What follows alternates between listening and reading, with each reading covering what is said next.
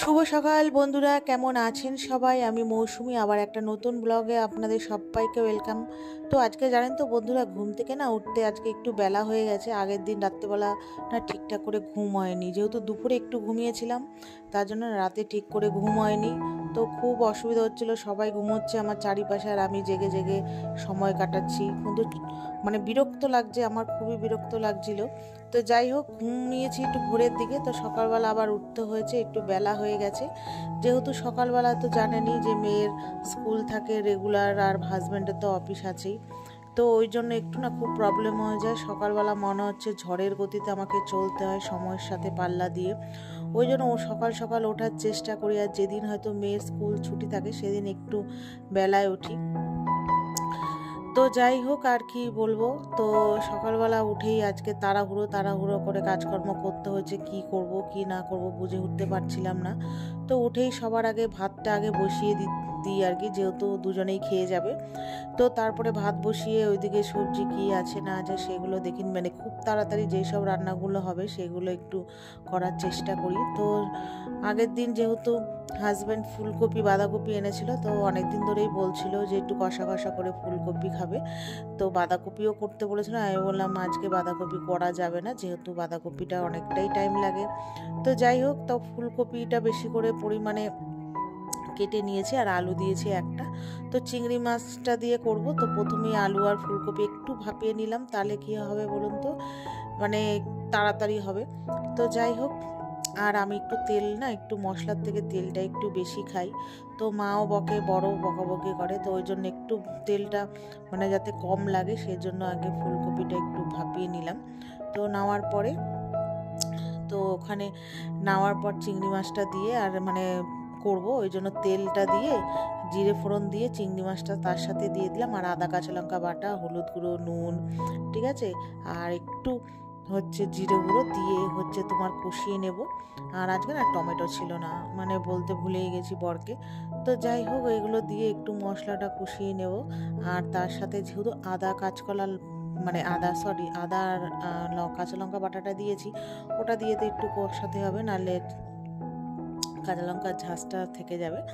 তো যাই হোক, ওগুলো কষিয়ে ফুলকপিটা দিয়ে দিয়েছি, আলু আর ফুলকপিটা যে সেদ্ধ করেছিলাম দিয়ে তোমার একটু কষিয়ে নিয়ে তারপরে জল দিয়ে দেব।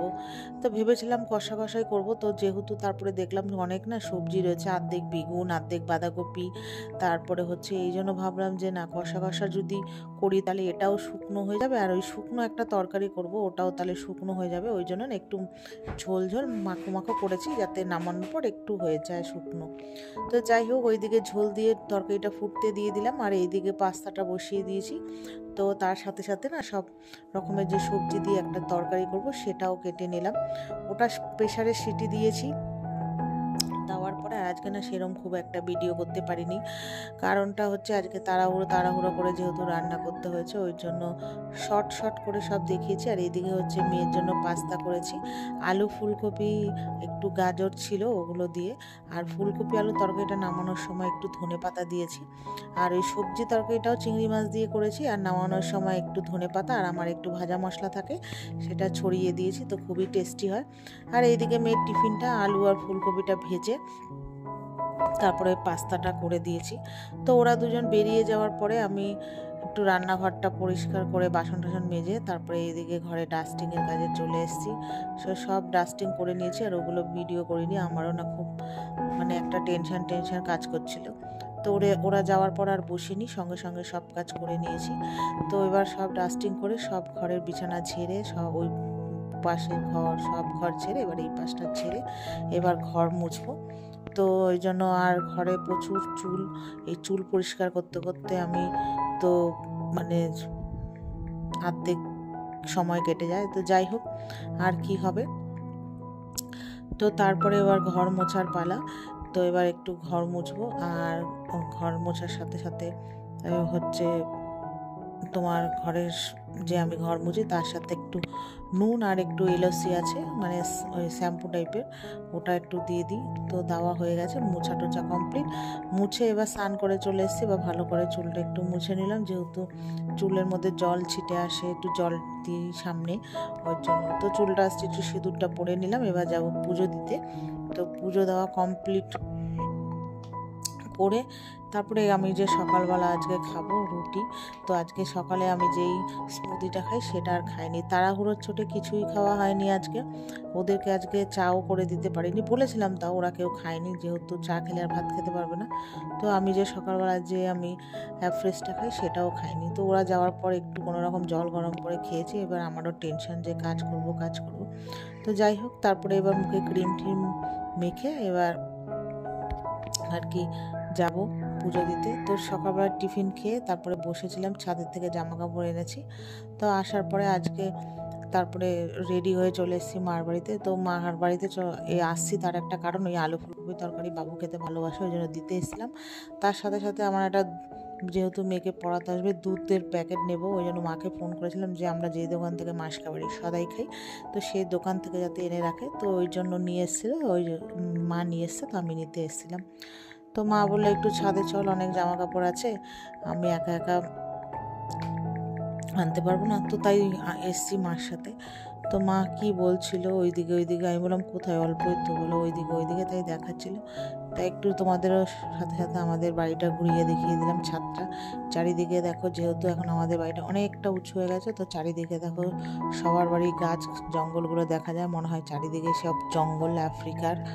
তো যাই হোক, মার সাথে এখানে বক করছিলাম। তো জামা কাপড়গুলো মা নিচ্ছিল, আমিও একটু দাঁড়িয়ে ভিডিও করছিলাম। তো মা একটা বকা দিয়ে দিল, বললো তাড়াতাড়ি তোল, রোদের মধ্যে দাঁড়িয়ে আছে, আর আজকে রোদটা না ভীষণ কড়া উঠেছিল। তো ওই যে আমি একটু ক্যামেরা নিয়ে এদিক ওইদিক করছি, নিজেকে দেখাচ্ছি, ভূতের মতো লাগছে দেখতে। তো যাই হোক, তারপরে এই যে এই পোর্শনটা আমি তুলবো, আর মা ওগুলো তুলছে এক হাতে ক্যামেরা, আমার ভয়ও করছে যদি ফোনটা পড়ে যায়, ওই জন্য। তো যাই হোক, সব তুলে নিলাম, তুলে এবার যাব নিচে। তো নিচে গিয়ে খাবো চা, আর আমাদের তো চা খাওয়ার কোনো সময় নেই, গময় নেই, যখন তখনই খাই, তোমাদের তো সাথে দেখাই, শেয়ার করি। তো ওই যে তারপরে হচ্ছে নিচে চলে আসলাম। আর আজকে না প্রচণ্ডই রোদ উঠেছিল বাবা, রোদে দাঁড়ানো যাচ্ছিল না। তারপরে ওই যে জামা কাপড় নিয়ে মা দরজাটা বন্ধ করে দিল। আর এই ঘরটা হচ্ছে ওই 3তলা ছাদের ঘরের ওই ঝুল বারান্দা আর ইসে, আর এই পাশের ডিজাইনটা হাঁকি বুকি করেছে, রঙে কি রং করেছে জানি না। তো চাটা খেয়ে মার বাড়ি থেকে ভাত খেয়ে চলে এসেছি। আর এই যে মা মিষ্টি দিয়েছিল, মেয়ে একটা খাচ্ছে, খায় আও আও আও আও করছে, স্কুল থেকে এসে গলায় আটকে যাবে এরকম করছে, একবারে ঢুকিয়ে দিয়েছে, বুঝতে পারিনি। তো আমি একটা খেয়ে নিলাম, আবার আমারও গলায় আটকে গেছিলো, এমন করে দিয়েছে, রস মস আমার গায়ে ফেলে, যার জন্য নিজে হাত দিয়ে খেলাম না, ও আমার গায়ে সেই রসই ফেলে দিল, আমাকে সেই হাত ধুতেই হলো। তো তারপরে আর সারা সন্ধ্যে থেকে ভিডিও করিনি, মেয়েকে পড়াতে এসেছিলো। তো তারপরে পড়িয়ে যাওয়ার পরে এই যে রাতের জন্য বসিয়েছি ভাত, ওইদিকে মেয়ে আর বর খাবে, আর আমি খাবো রুটি। তো এই যে আর ময়দাটা মেখে নিলাম। তো চলো বন্ধুরা, ভিডিওটা এই পর্যন্তই। যদি ভালো লাগে লাইক এবং শেয়ার করো, আমার চ্যানেলটিকে সাবস্ক্রাইব করো। তো টাটা, গুড নাইট, সিউ, আবার পরে দেখা হবে।